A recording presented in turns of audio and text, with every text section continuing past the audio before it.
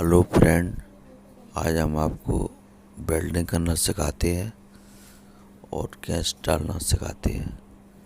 इसमें जो वेल्डिंग की जा रही है अभी, इसके बाद में अपन गैस डाल लेंगे इसमें फ्रिज में। इसमें चॉकिंग हो गई है,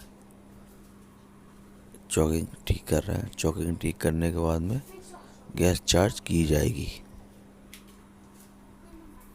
आप इस तरह से आप वीडियो को देखना, इसको आपको ठीक समझ में आएगी। वेल्डिंग करने के बाद में गैस चार्ज की जाएगी इसमें फ्रिज में।